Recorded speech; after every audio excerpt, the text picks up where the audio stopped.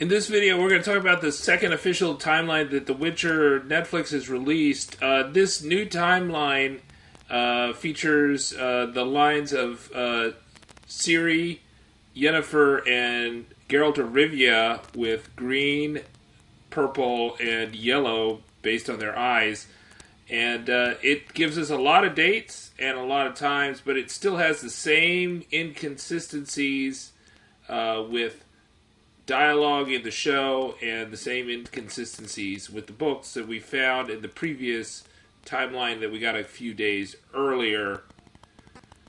So subscribe here at the Linus Wilson channel so you can hear the latest news about the Witcher Netflix series and other medieval fantasy TV. We'll start out here. The birth of Geralt of Rivia is 1160, according to their timeline. I think there's nothing in the books that says that Geralt of Rivia was born at any time, so we don't know what his age is. The next thing is a violation of the books. It says that Yennefer of Vengerberg was born in 1192. In the Book of Tower of Swallows, Yen was said to be 94, indicating she was born in 1173. Then they say she went to Aretuza for 4 years from 1206 to 1210. And then she had a transformation in 1210. And this also poses problems for them because they also say that in 1216, Calanthe was born. So in between these times, we had the Curse of the Black Sun, Renfri was born, then Calanthe was born in 1216. But then they make a reference. Don't tell me they're employing druids, or worse, fortune tellers. King Daggerad has banned mages from Cintra, God knows why. I've heard rumours he's taken ill. Now, if the king dies, perhaps Ares could be more pliable. Princess Calanthe? Good luck with that. Word is, she's even more stubborn than her father is. How fares Nilfgaard? King Fergus is proving to be an effective and excitable young king. horny she means, as many of the kingdom's money on women as his people starve to death. Fringilla will be in Nilfgaard by week's end. The mages are saying that Calanthe is alive in 1210, which contradicts their own timeline. So there's internal consistency problems with this timeline about Yennefer's transformation. Okay, so 1222, Jaskier is born. This is a conflict with the books. So in 1267, Blood of Elves, Jaskier is described by Dijkstra as, I know you're almost 40. In 1222, Jaskier's birth date means he'll be 45 in 1267. So that's a slight conflict with the books. You know, I think the internal consistency problems are bigger than conflicts with the books. Okay, 1229, Striga is born. So Ada the White is born, according to the show. 1230, Calanthe ascends the throne. 1231, the Battle of Hatchabas, which is referenced in the Renfri story. And in 1231, we had the Butcher of Blavik in Episode 1 for Geralt of Rivia. Then 1232, Calanthe marries Rognar, Queen Calanthe of Cintra, and then Cintra's king is saved by Duny, or Urkion of Ergenwald, that's the Hedgehog Knight. Pavetta is born in 1234, giving the child surprise. The Striga attack is 1237 in Episode 3 for Geralt. In 1239, the Nilfgaardian forces take Ebbing. And then in 1240, we have the Edge of the World. So it seems like Episode 2 comes before Episode 3 for Geralt's timeline. In 1240, Escaping the Ronin Mage for Yennefer's timeline. And the Striga Curse is lifted in 1243. I guess that's Episode 3. Okay, so Episode 3 does come after in Geralt's timeline, and 1243 comes after Episode 2, which is 1240. And then we have the Law of Surprise in 1249.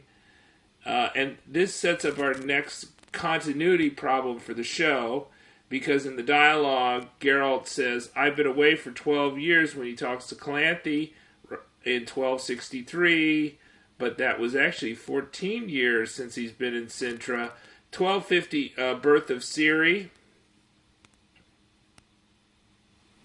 Then in 1256, we have The Last Wish with Yen and Geralt's timeline merging. That's episode 5. In 1262, we've got The Dragon Hunt with Yen and Jaskier and Geralt all together. Timelines are merged there. And then in 1263, we have the Fall of Cintra, where Geralt returns to Cintra after 14 years. But then we get the dialogue that he was gone for 12 years. Battle of Marnadal, where Calanthe's army gets their teeth handed to them. And then the magical gathering with Yen. You're about coming back. I've been away 12 years and I planned on staying that way. So there you go. You got Geralt of Rivia saying, I was there. It's been 12 years, but there's a 14-year gap. You know, my problem is the continuity problems within the show are bigger than violations of the book lore. And then we got the Slaughter of Cintra. All of the rest of the things happened in 1263, and Geralt and Ciri are together in their timelines there. Then Ciri goes through that revolt in the refugee camp, and according to the showrunner, this is only a couple weeks this takes place in. And then in 1263, next up, we have another date for Ciri. She takes refuge in Brokilon Forest. Ciri and Dara arrive in Brokilon Forest. And then in 1263, Ciri gives a prophecy. She's forced to defend herself, and then right after that, Geralt escapes the ghouls in the same place that Ciri was a few weeks ago at the refugee camp. Then it's the Battle of Sodden Hill, and then right after the Battle of Sodden Hill, Geralt and Ciri finally unite. We don't know where Yennefer is at the end of the Battle of Sodden Hill. Okay, so in the forest in Sodden Hill, Geralt and Ciri finally cross paths. So we'll talk about the pre-Geralt and Ciri and Yennefer timeline. This whole thing is color coded. Yellow is for Geralt, green is for Ciri. So Stregobor was born in 786. They say that the conjunction of spheres is like 0. I don't think that's true with the book lore. The conjunction of spheres is more like negative 200 from their calendar. But 786, Stregobor is an old dude by the start of this series. And then 839, they set up some rules for magic, right? So like no necromancy and stuff like that. And then Aretuza opened in 839. And then 966, we got the creation of the first Witcher. The fight on the continent is riddled with dangerous creatures, and a group of mages gathers at Kaer Morhen to create the first Witcher. Cool. And there you go. And then we start going back to the timelines for Geralt and all our main characters. Okay, so my general take is, they've changed a lot of things in the series, so they can change the birth dates of Jaskier and Yennefer, and that's not going to be much of a deviation from all the things that they changed in the short stories that they've already covered. The problems, I think, is that, they should not be sticking with that 1210 date. They need to move that to, like, 1220 for when Yen had her transformation. I think it'd make more sense if Yen wasn't at Aretusa for 4 years, but rather she was there for 14 years. That's reasonable. She would still be fertile. She's also an elf.